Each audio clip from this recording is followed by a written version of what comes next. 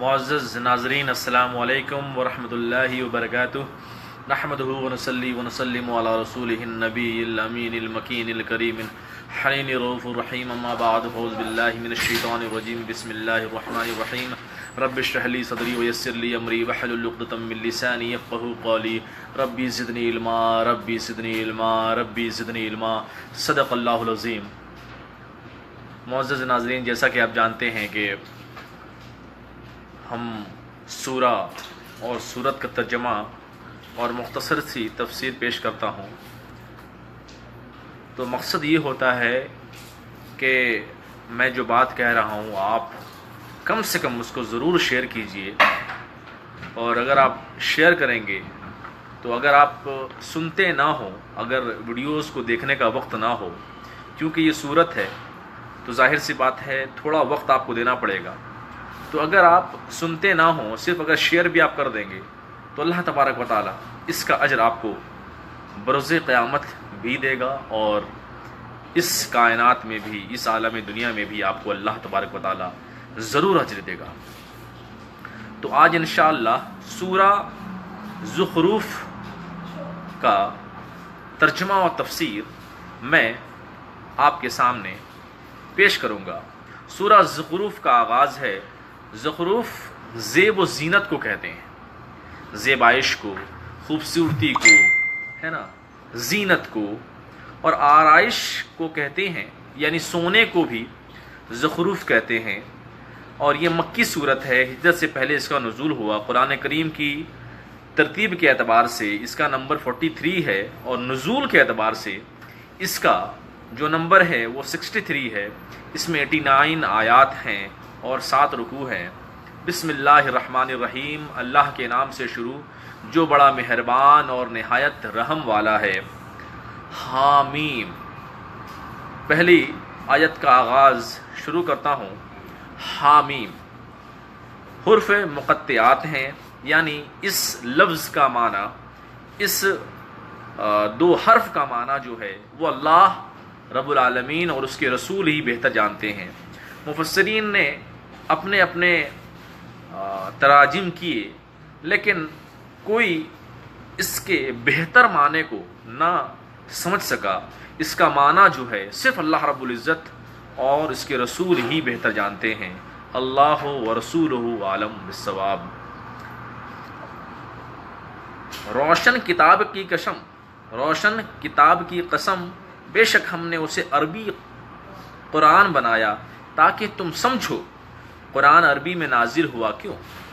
اس لیے کہ تم سمجھو، یعنی جس قوم پہ قرآن کریم نازل ہوا ہے نا، وہاں کے لوگ عربی بولتے تھے، یعنی عرب کے لوگ، سعودی کے لوگ، مکہ کے لوگ، مدینہ کے لوگوں کی جو زبان تھی وہ عربی تھی۔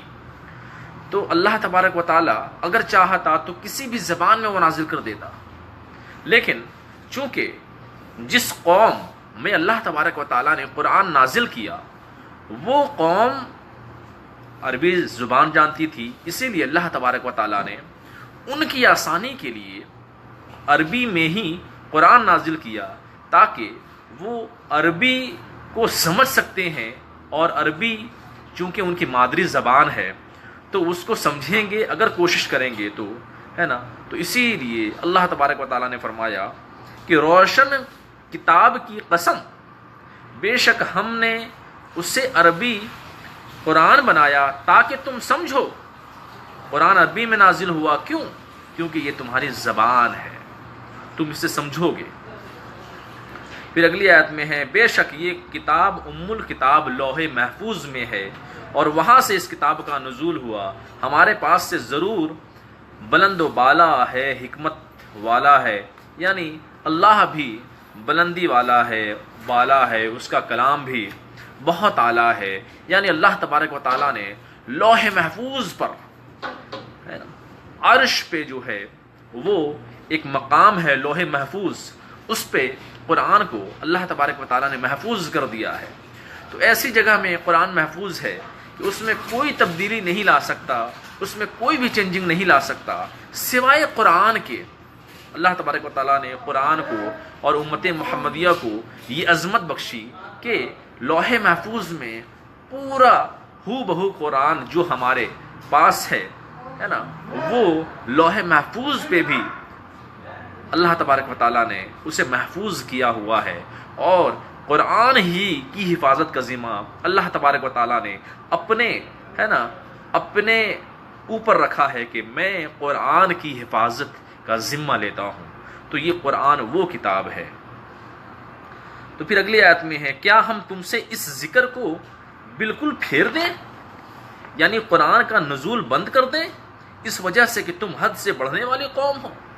یعنی کفار و مشرکین سے یہاں مخاطب ہیں، کیا ہم تم سے اس ذکر کو پھیر دیں، یعنی جو ہمارا کلام ہے اس کو ہم تم سے ہٹا لیں، قرآن کا نزول بند کر دیں، اس وجہ سے کہ تم حد سے بڑھنے والی قوم، کیونکہ بہت زیادہ تم مشرک ہو، بہت زیادہ تم شرک کرنے والے ہو، بہت زیادہ تم کفر کرنے والے ہو، اور تم کفر کی انتہا تک پہنچ جاتے ہو، اور بے انتہا ظلم اور ستم کا تم شکار ہو۔ اور بہت سارے نبی ہم نے پہلے لوگوں میں بھیجے، جب بھی ان کے پاس کوئی نبی آیا تو ان لوگوں نے ان کا مذاق اڑایا، تو وہ ان کے ساتھ مذاق کرتے، یہ کافر لوگ۔ بس ہم نے ہلاک کر دیا ان لوگوں کو جو گرفت سے زیادہ سخت تھے، یعنی جو زیادہ طاقتور تھے، ہم نے انہیں ہلاک کر دیا۔ آپ سوچیں، آپ قوم نوح کو لے لیں، آپ قوم لوط کو لے لیں، آپ قوم سمود کو لے لیں، ہے نا، آپ قوم ہود کو لے لیں، تو اس طرح سے بہت سارے پہلے انبیاء آئے، ان کی قوم نے انہیں ستایا، ان کا مذاق اڑایا، ان کی باتوں سے انکار کیا، ان کو جھٹلایا، تو ان لوگوں نے اللہ کی بارگاہ میں دعا کی کہ اے باری تعالیٰ، یہ میری باتوں کو نہیں مان رہے ہیں اور الٹا مجھ پہ حملہ کرتے ہیں، مجھے اذیت بخشتے ہیں، مجھے تکالیف کا سامنا کرنا پڑتا ہے، مجھے مصائب کا سامنا کرنا پڑتا ہے، مجھے مشکلات کا سامنا کرنا پڑتا ہے، یہ الٹا ہماری جان کے اوپر آ گئے۔ میں نے انہیں تبلیغ کی، جو تیرا کلام ہے، جو تیری وحی نازل ہوتی تھی، ہم تو انہیں سنایا کرتے تھے، مگر یہ ہماری جان ہی کے دشمن بن گئے ہیں، یہ میرا مذاق اڑاتے اور میری جان کے دشمن بن گئے ہیں۔ اے باری تعالیٰ، انہیں تباہ کر دے، انہیں برباد کر دے۔ لوط علیہ السلام کی قوم کو اللہ تبارک و تعالیٰ نے غرق کر دیا۔ اس کے بعد جو ہے نوح علیہ السلام کی پوری قوم مر گئی۔ آپ نے سنا ہی ہے، آپ نے پڑھا بھی ہے قرآن میں کہ نوح علیہ السلام کی پوری قوم جو ہے وہ ہے نا، بارش کے پانی سے، اتنی زیادہ بارش ہوئی کہ بارش کے پانی سے ہے نا کشتی نوح میں جتنے بھی مومن تھے، جتنے بھی ایمان والے بندے تھے، اس کشتی میں سوار ہو گئے۔ باقی پوری قوم نوح کے ہے نا جتنے بھی کافر اور مشرک لوگ تھے، سب اس میں ہلاک ہو گئے، ہے نا، برباد ہو گئے، غرق ہو گئے۔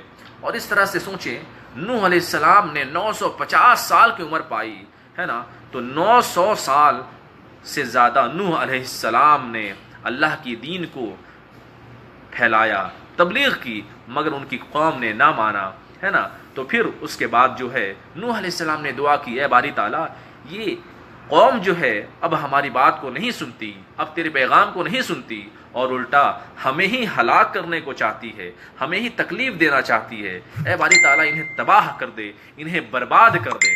تو اللہ تبارک و تعالیٰ نے انہیں ختم کر دیا۔ اس کائنات میں جتنے لوگ تھے کافر و مشرک، سب ہلاک ہو گئے، برباد ہو گئے۔ اسی طرح سے قوم لوط میں بھی یہی ہوا، قوم سمود میں بھی یہی ہوا۔ اس طرح سے بہت سارے انبیاء آئے، اور 1,24,000 انبیاء اور پیغمبر اور رسول آئے، نبی آئے۔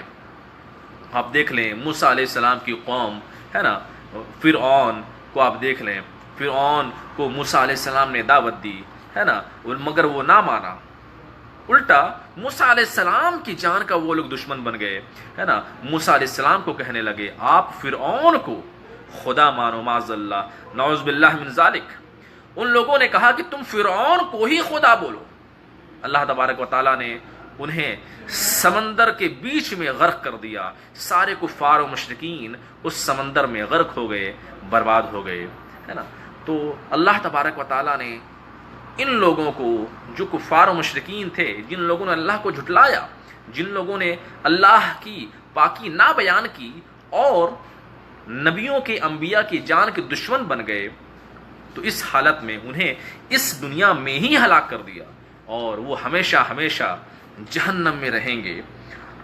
پھر اگلی آیت میں ہے، پہلے لوگوں کی مثال گزر چکی جو عبرت کے لیے کافی ہے، یعنی ان انبیاء کی مثال، حضرت لوط علیہ السلام کی قوم کی مثال جو غرق ہو گئی، جو برباد ہو گئی، جسے اللہ تبارک و تعالیٰ نے ہلاک کر دیا۔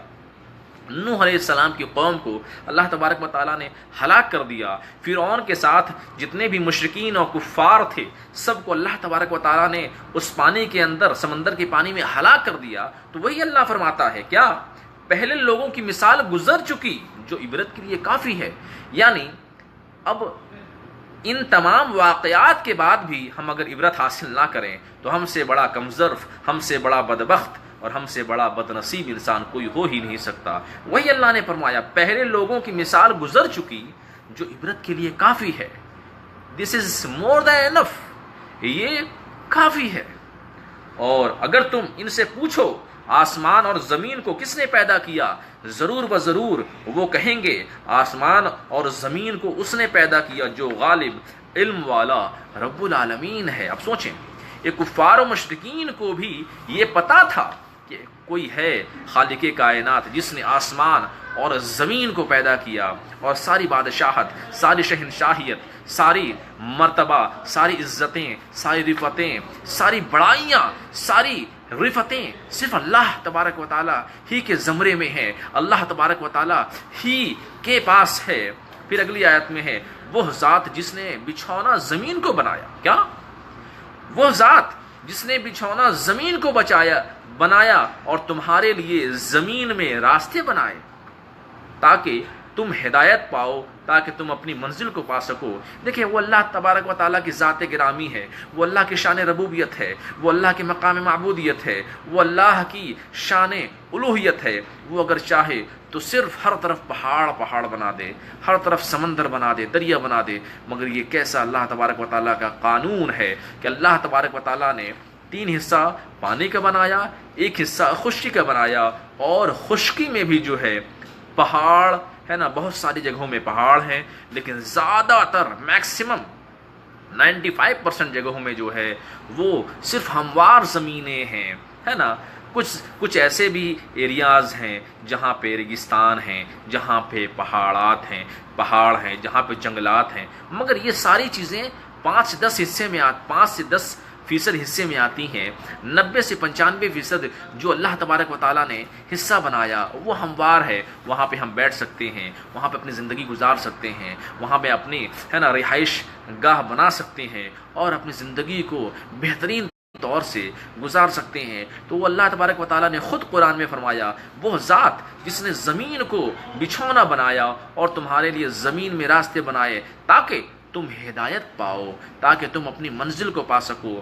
پھر ہم نے مردہ شہروں کو زندہ کر دیا، یعنی بارش کے ذریعہ مردہ زمین کو آباد کر دیا، وہ سبز و شاداب زمینیں بن گئیں، ان سے فصلیں پیدا ہو گئیں۔ آپ دیکھیں، وہ اللہ ہی کی شان ہے، ہم چاہے جتنی بھی ترقی کر لیں، سائنس چاہے جتنی بھی ترقی کر لے، لیکن بارش کو برسا نہیں سکتی، مگر آسمان سے زمین پہ بارش برسا نہیں سکتی۔ اور اللہ کا نظام دیکھیے کہ سال میں کچھ ہی وقت ایسے ہوتے ہیں جب بارش ہوتی ہے، ایسا نہیں ہوتا کہ برسات میں بارش نہیں ہوتی، گرمی میں بارش ہوتی ہے، ایسا نہیں ہوتا کہ جاڑے میں بارش ہوتی ہے نا، جاڑے میں بارش ہوتی ہو، نہیں، صرف برسات میں بارش ہوتی ہے۔ اور اللہ تبارک و تعالیٰ کا یہ نظام ہے کہ جتنی بارش کی ضرورت ہے اتنی ہی بارش برساتا ہے، اتنی زیادہ بارش نہیں ہوتی کہ انسان تنگ آ جائے، ہے نا، غریب لوگ پریشان ہو جائیں، نہیں، اللہ تبارک و تعالیٰ اتنی ہی بارش برساتا ہے جتنی ہمارے کھیتوں میں، کھلیانوں میں، زمین کو جو بنجر ہو چکی ہے،